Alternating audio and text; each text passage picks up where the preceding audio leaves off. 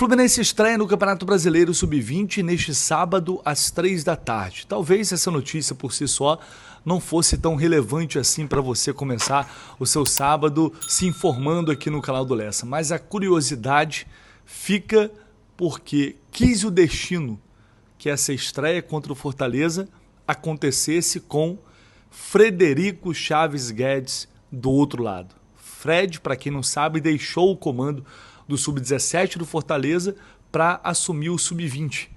E a estreia dele na categoria, no Campeonato Brasileiro Sub-20, vai ser justamente contra o Fluminense. O mundo do futebol às vezes prega algumas peças que realmente é impressionante. Inclusive o Fred fez esse post aí nas redes sociais destacando isso, o que evidentemente para ele vai ser algo muito especial, por mais que seja um jogo da base, do outro lado é o Fluminense. E sempre que tiver Fluminense e Fred juntos de alguma forma, mesmo que em lados opostos, vai ser algo, sem dúvida alguma, especial. Mas isso não é só para falar do Fred, porque além dessa coincidência, desse destino, dessa peça que o destino está pregando aí pro Fred estrear no Sub-20 logo contra o Fluminense, temos alguns destaques aqui para esse jogo, porque a diretoria do Fluminense, a comissão técnica, obviamente uma decisão em conjunto com a comissão técnica do Zubeldia, resolveu, entre aspas, rebaixar alguns jogadores que vinham treinando com o elenco principal para a disputa desse jogo especificamente. Isso pode acontecer em algumas outras partidas das categorias de base para aqueles jogadores que ainda têm idade do Sub-20. Casos do Júlio Fidelis, Wesley Natan, Kevin Samuel, jogadores que não terão espaço com frequência com o Zubeldia. E outro que vai fazer parte do grupo do Sub-20 para este confronto é o Riquelme, né? Um jovem que perdeu espaço, não vem tendo chances, não vem tendo oportunidades com o Zubeldia, muito pelo desempenho mesmo no dia a dia, pelo menos é o que eu tenho escutado. E o Riquelme, esse sim, talvez de maneira mais surpreendente, porque ele já faz, dos jogadores que hoje fazem parte do elenco profissional, da molecada, ele é quem está há mais tempo por lá. E volta agora para o Sub-20 para disputar essa partida. Certamente não estava nos planos dele, mas é isso. O Riquelme vai eventualmente jogar no Sub-20 enquanto não recupera espaço no profissional. E parece que o Matheus Reis passou à frente dele, porque o Matheus está mantido, segue treinando ali junto com o time principal e é um jogador que tem agradado o Zubeldia no dia a dia, nos treinos e nas oportunidades que ele teve agora durante o Campeonato Carioca. Essa informação da galera descendo para jogar esse jogo do Sub-20 foi publicada ontem pelo GE. Eu confirmei essa notícia e aí tem um outro detalhe.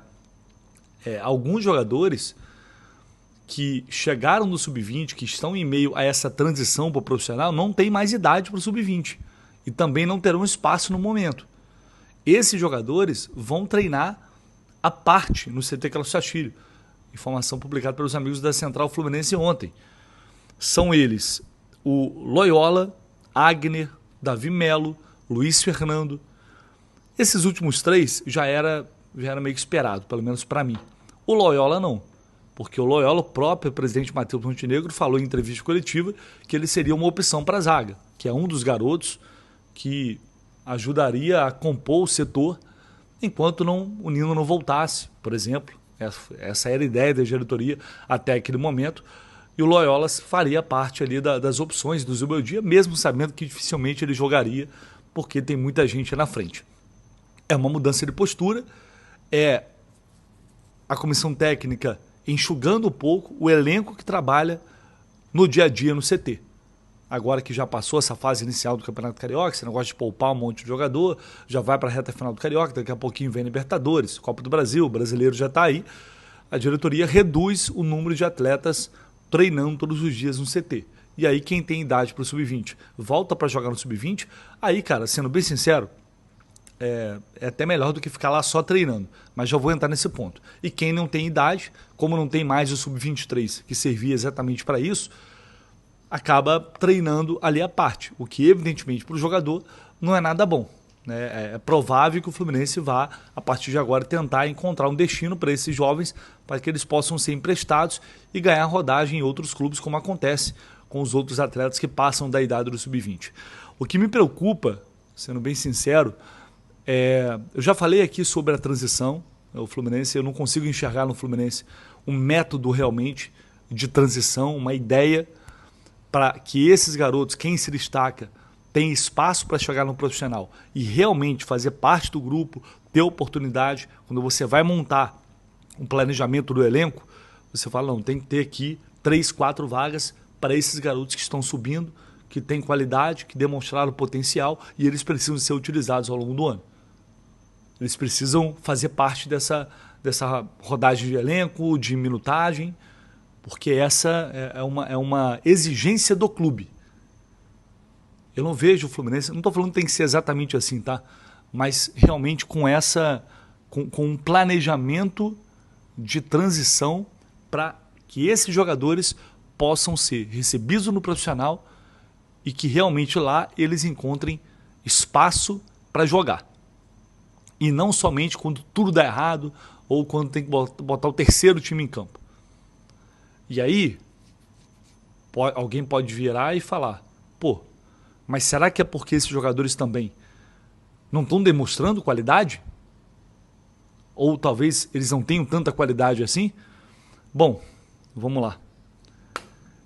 Aí a gente está falando de um outro problema. Repara que, assim, tudo aí é problema e solução me parece estar longe. Por quê? O Fluminense tem dificuldade para encontrar um zagueiro no mercado. Aí contrata Igor Rabelo. Não preciso nem falar nada. Porque aí tira a chance de um Davi Schwindt, por exemplo, estar à frente nessa fila. Porque está lá o Igor Rabelo. Já falamos sobre isso também. Mas o que me preocupa diante desse cenário, é não ter um bom zagueiro para jogar. Não, esse moleque tem que estar aqui porque ele é bom. Se ele tiver chance, ele vai jogar. Não tem. Fluminense desesperado por um centroavante. Quando você busca informação, você escuta que, cara, potencial mesmo, tem um moleque lá no sub-14. A gente está falando de Xerém. Está precisando de um volante. Não tem um volante em Xerém? Melhor que Otávio, por exemplo? Porque desses jogadores que estão jogando aí, da galera de Xerém, já é galera que, né, já chegou, já amadureceu, já tá. Mas quem está chegando para agora? O Matheus Reis tem potencial. Tinha chegado o Cauã Elias, foi vendido rapidamente. Isaac, vendido. Mas eram jogadores já muito cotados para isso. Eram jogadores muito hypados na base. Agora, de hype mesmo, você tem o Riquelme e tem o Matheus Reis. Agora para por aí. Então, me preocupa muito também essa safra, que é, para mim, muito ruim. E aí a gente vai para metodologia, a gente vai para formação, a gente vai para a qualidade do trabalho que está sendo feito em Xerém, porque o resultado disso, na verdade, a gente vai saber daqui a anos. Mas me preocupa muito olhar, e aí a gente pode discutir o que é avaliação errada da comissão técnica, ou que esse ou aquele jogador merecia ter uma chance, mas o fato é que, de todos eles, quem está ali é o Matheus Reis que vai ficar. O Fidel demonstrou qualidade também, mas não tem espaço para ele no elenco. Então, o cara que é melhorzinho chega, bate lá e não tem espaço para ele no momento, e aí não consegue jogar, e os outros, nem isso. Então, é realmente uma coisa que me preocupa bastante, porque esses jogadores que, Martinelli, André, são jogadores, só para citar os dois, que chegaram e foram aos poucos conquistando seu espaço e atropelando e se mostraram no altíssimo nível. Mas nem todos vão conseguir atingir esse nível e talvez quem tenha não consiga ter espaço para performar até lá. E aí o clube vai vender e provavelmente vai vender mais barato porque o garoto não teve chance de chegar no profissional e se valorizar. Então são muitas questões, muitos problemas e preocupações que eu tenho hoje em dia quando o assunto é Xerém. E esse retrato de agora, com esses jogadores indo para o Sub-20, com outros ficando ali treinando. Isso não é novidade, tá? Porque já acontecia quando tinha o Sub-23, eram atletas que realmente não tinha mais idade para o Sub-20 e não estavam no profissional, mas estavam ali em atividade, dentro do próprio clube, sendo observado pelo próprio clube. Agora vão ter que ser emprestados. A verdade é que o Fluminense está precisando de jogadores em alguns setores e a gente não consegue hoje olhar para a base e ter firmeza de que vai vir um moleque ali, ou que ele vai performar, ou que ele vai ter chance para fazer isso. Enfim, Vamos aguardar ao longo do ano e da temporada quem desses... Wesley Nathan, que é outro que eu esqueci de citar aqui, é outro que tem um hype muito grande também. Mas será que ele vai conseguir ter espaço dentro desse grupo para eventualmente demonstrar o seu talento, ter uma sequência? Enfim, são realmente algumas questões e preocupações que eu tenho em relação a Xerém e aos jogadores que estão saindo e chegando no profissional para essa transição. E por falar em reforço, o Fluminense precisando de jogadores, a busca desesperada por um camisa 9, a preocupação segue sendo essa. O que eu ouvi ontem à tarde, conversando com uma pessoa que está no dia a dia do clube, foi que, cara, estão tentando, mas realmente está difícil. E aí, ontem quando saiu a notícia do Rodrigo Castilho, logo depois, o atacante do Lanús, logo depois a TIM Sports da Argentina informa que o Lanús está pedindo 10 milhões de dólares por um jogador que custou a eles 1 milhão e 700 mil dólares. Olha que loucura. Que a gente sabe que o mercado está inflacionado, a gente sabe.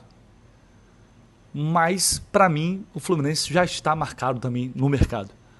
Né? Como um clube que está desesperado atrás de um camisa 9 e que tem grana para pagar, que já ofereceu 20 milhões de euros no Ares, que já ofereceu 15 milhões de euros no Buanga. Então é óbvio que o mercado se fala, gente. O mercado sabe. O mercado está ligado. E o Fluminense está numa situação, se colocou numa situação desesperadora atrás de um jogador e agora está realmente difícil para conseguir um cara que consiga chegar minimamente com capacidade para assumir essa condição, mesmo que não seja, ou mesmo que esteja longe dos nomes buscados anteriormente, e fatalmente vai acabar custando muito mais caro do que talvez num outro momento. Se a gente vamos ficar observando e vamos ver por quanto esses jogadores, Alex Coelho e Rodrigo Castilho, por quanto eles vão ser vendidos numa oportunidade futura para outro clube. E aí eu quero ver o valor. Então é uma dificuldade realmente. E agora numa reta final de janela, o desespero é ainda maior. E aí, creio eu, o mercado percebendo isso, vai subir os valores para tentar ganhar uma grana a mais justamente nesse desespero. A negociação, uma possível negociação com o Castilho nem evoluiu, porque 10 milhões de dólares para um jogador que tem 40 gols na carreira, mais ou menos, não faz sentido, convenhamos, né? Realmente não faz, não tem a menor condição. Então o Fluminense não avançou. E agora segue e vai levando não atrás de não, ou escutando propostas absurdas, até, quem sabe, no dia 3 de março conseguir chegar a algum atleta que consiga realmente viabilizar uma transferência. Por falar em viabilizar a transferência, ontem o Buanga deu uma entrevista coletiva, os amigos traduziram um trechinho ali, ele sendo questionado sobre essa possibilidade de transferência para o Fluminense, lá ele se tratando apenas como rumores. Vamos ver o que ele disse aí. And there was a rumor on your transfer. I'm just wondering, has Sonny ever gave you advice regarding that? Sorry, I didn't quite catch that. Can you repeat? So there was a rumor on Denis' transfer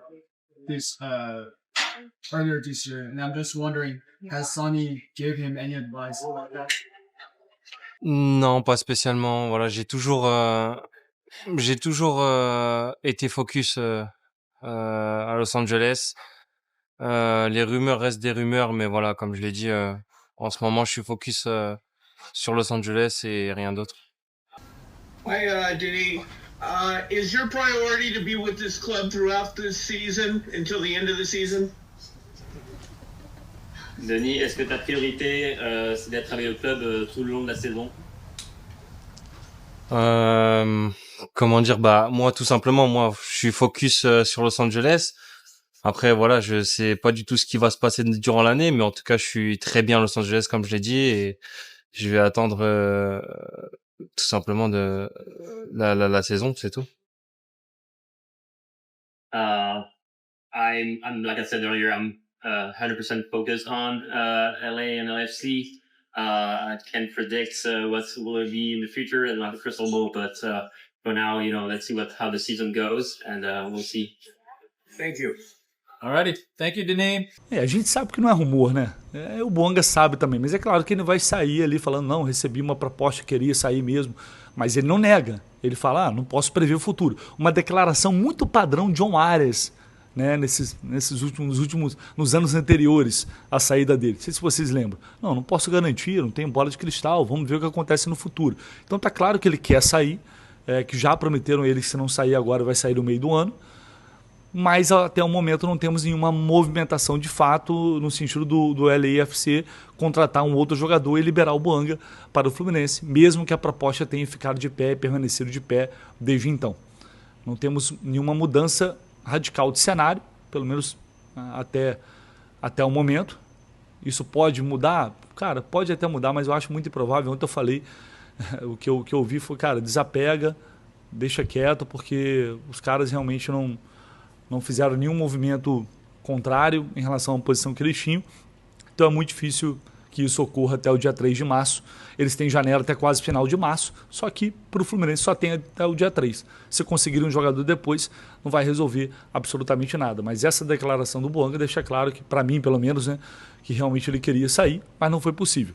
Enfim, a realidade é que a situação é dramática, né? A pressão é muito grande e a diretoria do Fluminense vai e deve mesmo ser cobrada caso não chegue um jogador para essa posição. Eu estou numa posição de aguardar para ver, temos alguns dias pela frente e a gente vai seguindo aqui, tentando descobrir algum movimento, alguma novidade para trazer, como sempre, para vocês aqui no canal do Lessa. Hoje, o técnico Luiz Beldia define o time titular no CT Carlos Castilho para o jogo de amanhã. Amanhã tem semifinal, então mais tarde vamos falar sobre provável escalação, mudança no time, enfim, só ficar ligado que você vai estar sempre muito bem informado aqui no canal do Lessa. Tamo junto, valeu, esquece o like não, tá? Deixa o like e se inscreve no canal.